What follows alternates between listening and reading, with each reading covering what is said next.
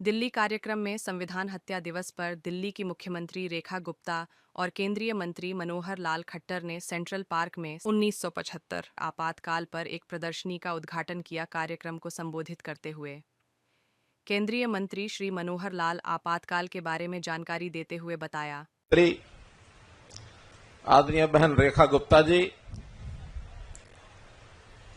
केंद्रीय parliamentary board के सदस्य, बहुत ही वरिष्ठ नेता, हमारे बीच में श्री सत्यनारायण जटिया जी, पार्टी के प्रदेश अध्यक्ष श्री वीरेंद्र सचदेवा जी, मंच पर उपस्थित सभी हमारे मंत्रीगण, सांसदगण, विधायकगण, अन्य सभी सज्जनवृंद, भाइयों बहनों,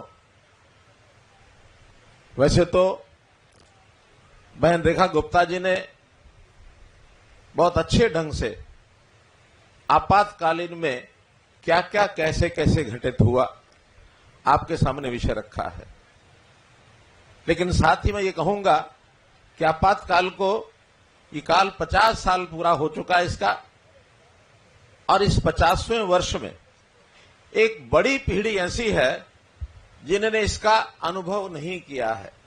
मैं ये कह सकता हूं कि जिनकी आयु 70 साल या इससे ऊपर है, उन्होंने तो आपातकाल को सहा है, बहुत नजदीक से अनुभव किया है, यातनाएं भी सही है, कितना अत्याचार हुआ उसके बारे में समय कम है, क्योंकि मैं क्षमा सहित आपसे बताना चाहता हूं कि मेरी 11 बजे कैबिनेट मीटिंग है, तो इसलिए मैंने ही मंच संचालक को बार बार कहा कि थोड़ा छोटा करें, जल्दी बढ़ेंगे।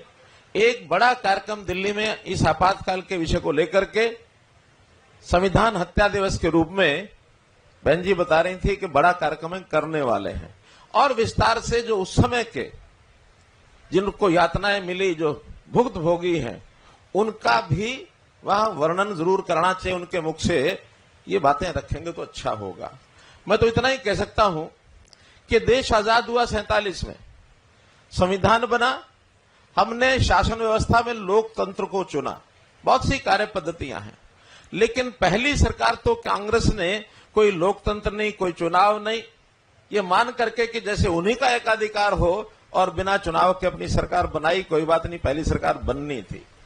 लेकिन 52 में पहली बार जब चुनाव हुए तो अपने लोगों ने भारतीय जनसंघ बनाया, और जनसंघ भी इसलिए, सत्ता के लिए नहीं, एक बहुत मजबूत विपक्ष बनाने के लिए हमने वो चुनाव लड़ा और हमारे 3 सांसद बने। मजबूत विपक्ष की जरूरत क्या होती है? ताकि संविधान के मूल्यों की रक्षा कोई पार्टी करने के लिए, यानी सत्ता पक्ष उसको कमजोर करे तो विपक्ष में बैठे लोग भी उसको मजबूती से रोक सके। आगे काम बढ़ा, एक लगातार कांग्रेस सरकार बनाती रही। 67-67 में लोगों को लगा कि लोकतंत्र के माध्यम से सरकारें बदल सकती हैं। कुछ प्रदेशों में संवैध सरकारें बनी, और उसमें से जागरण हुआ लोगों में कि देश की समस्याओं के खिलाफ आवाज उठाई जाए। देश भर में आंदोलन शुरू हुए, और आंदोलन के केंद्र उस समय छात्रों का आंदोलन गुजरात में हुआ, छात्रों का आंदोलन बिहार में हुआ, और एक समय जॉर्ज फर्नांडिस के नेतृत्व में कर्मचारियों ने रेल मंत्रालय में बहुत बड़ा एक आंदोलन किया। ये आंदोलन थे अपनी समस्याओं को उजागर करते हुए, शासन से आग्रह करते हुए कि हमारी समस्याओं को हल करो। एक झूठ तंत्र भी शुरू किया कांग्रेस ने। 1971 का चुनाव गरीबी हटाओ के नाम से इंदिरा गांधी ने लड़ा, और केवल उस नारे के आधार पर नहीं, बल्कि चुनाव में रिगिंग भी हुई, और इस कदर रिगिंग का प्रमाण मिलता है कि स्वयं इंदिरा गांधी को किस प्रकार के हथकंडे अपनाकर चुनाव लड़ना पड़ा। राजनाथ जी ने इलाहाबाद हाई कोर्ट में इंदिरा गांधी के खिलाफ जो मुकदमा किया, जस्टिस खन्ना ने, मैं इसलिए बता रहा हूं, थोड़ी बातें उस समय की जो याद आ रही हैं, जस्टिस खन्ना ने निर्णय दिया कि इंदिरा गांधी का चुनाव ये अवैध है, अमान्य है, 6 साल के लिए आगे कोई चुनाव नहीं लड़ेंगे इंदिरा गांधी। ये 12 जून 1975 को जस्टिस खन्ना ने और निर्णय दिया। अगर लोकतंत्र के थोड़े बहुत भी रक्षा की बात मन में थोड़ा विचार भी होता इंदिरा गांधी के, तो उनको तुरंत रिजाइन करना चाहिए था, कोर्ट की अवमानना नहीं करनी चाहिए थी। उन्होंने किया क्या? उन्होंने उसी के दिन ये विचार किया कि मुझे सत्ता नहीं छोड़नी, क्योंकि वो ये मानते हैं, मानते रहे उस समय भी, आज भी, कि हम हैं तो देश है, नहीं तो देश नहीं, अपने आप को देश का विकल्प इस नाते से करने लग गए। लोकतंत्र में किसी की आवाज को दबाया जाएगा तो उसका वो किस प्रकार से उसको कुचलेंगे। हमारे लोकतंत्र के साथी मीडिया के लोग जानते हैं, जिसको हम फोर्थ पिलर ऑफ लोकतंत्र यानी डेमोक्रेसी कहते हैं, इनको भी इमरजेंसी में कुचला, सेंसरशिप लगाए, जो ये council, press council of India, इसको भंग कर दिया। कितने काम हुए। ये सब बातें भाषणों से बातें कई बार कम समझ में आती हैं, चित्रों से और लिखित डॉक्यूमेंट से ये बातें ज्यादा ध्यान में आती हैं। आपसे मेरा आग्रह है कि जो प्रदर्शनी लगी है, इस प्रदर्शनी में एक एक तथ्य ये बताया गया है, चित्रों के माध्यम से बताया गया, डॉक्यूमेंट्स के माध्यम से बताया गया, किस प्रकार से उन्होंने फिर इमरजेंसी की तैयारी की और अपनी कुर्सी को बचाने के लिए बिना मंत्रिमंडल को एक प्रकार से उनको विश्वास में लिए हुए सारा खाका 2-3 आदमियों ने मिलकर तैयार किया।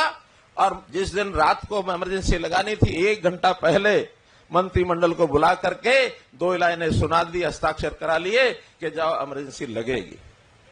और जो सूचियां बनी, बड़े बड़े नेताओं के नाम, लोकनायक जयप्रकाश नारायण के नाम, अटल बिहारी वाजपेयी के नाम, आडवाणी जी का नाम, हमारे जितने भी बड़े नेता उस समय भारतीय जनसंघ के थे, क्योंकि जनसंघ था उस समय, उन सब के नाम, अन्य विरोधी दलों के बड़े बड़े लोगों के नाम सब लिख करके रातों रात उठा लिए।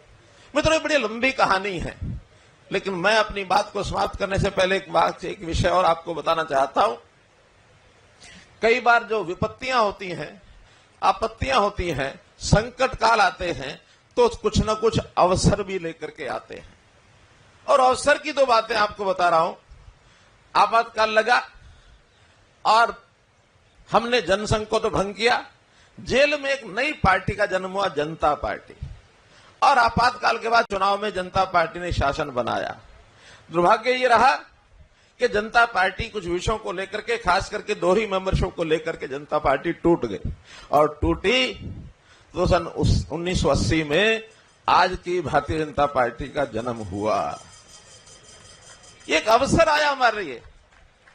उस समय बड़ी ये बहस चली कि क्यों नहीं जनसंघ को ही दोबारा से रिवाइव किया जाए। कुछ लोगों का मत था कि नहीं, हमको नए सिरे से एक नए विचार के साथ भारतीय जनता पार्टी में आना चाहिए। वही पुराने लोग, उन्होंने सबने मिलकर के कुछ नए साथियों को साथ लेकर के एक बड़ा व्यापक एक विषय खड़ा किया।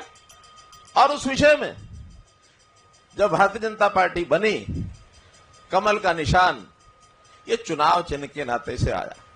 मैं वो पंक्तियां अटल जी की 1980 की याद करता हूं, जब उन्होंने कहा था कि अंधेरा छटेगा, सूरज निकलेगा और कमल खिलेगा। ये 1980। क्यों? क्योंकि आपातकाल की स्थिति बनी, एक अंधेरा आया, नई परिस्थिति में भारतीय जनता पार्टी बनी, एक नया उत्साह लेकर के, और जवान देश के हमारे नौजवान, हमारे कार्यकर्ता संकल्प के साथ आगे बढ़े कि नहीं, इस देश के अंदर ये जो अंधेरा है इसको हमको दूर करना है। और आज मैं कह सकता हूं, इतनी यात्रा के बाद 80 से 2025, आज ये 45 साल के बाद नरेंद्र मोदी जी के नेतृत्व में तीसरी बार ये सरकार बनी है, तो मैं कह सकता हूं अंधेरा छटा है, सूरज निकला है और कमल खिला है। और आगे भी हमें संकल्प लेना है। संकल्प क्या लेना है? कि अंधेरा नहीं आएगा, अंधेरा नहीं आएगा, सूर्य हमेशा की तरह खिलेगा, सूर्य हमेशा की तरह उगेगा और कमल भी लगातार खिलेगा। मोदी जी ने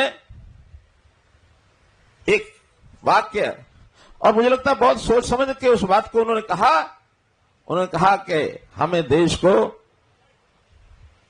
कांग्रेस मुक्त भारत ये बनाना है। और मैं समझता हूं कि एक बड़ा हिस्सा उस संकल्प का ये पूरा हुआ है। अब आगे हम सब जागरूक रहें, हम सब आज के दिन संकल्प लें कि जिस प्रकार की व्यवस्था 1975 में आई थी, जो लोग भुक्तभोगी हैं वो आपको सब बताएंगे। हम जैसे ने भी बहुत अंदर तक उन चीजों को देखा है।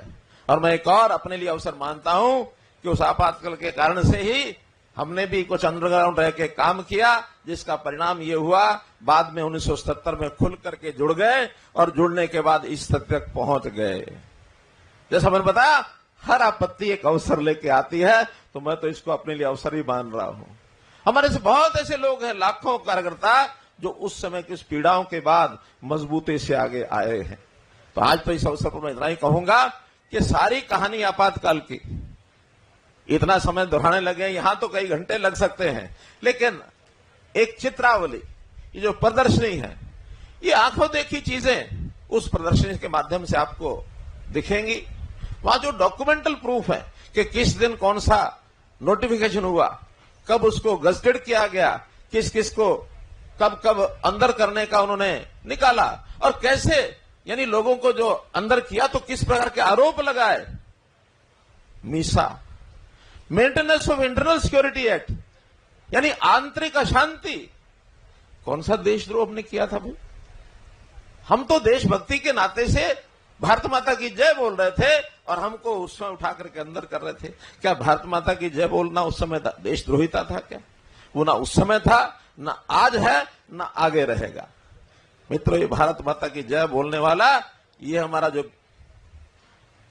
जो काफिला है, हमारा जो इतना बड़ा संगठन है, दुनिया के सबसे बड़े लोकतांत्रिक देश की सबसे बड़ी लोकतांत्रिक पार्टी वो भारतीय जनता पार्टी है। इस नाते से इस बात को, संकल्प को आगे लेकर के बढ़ें, यही आज के दिन हमको प्रेरणा लेनी चाहिए। बहुत बहुत धन्यवाद।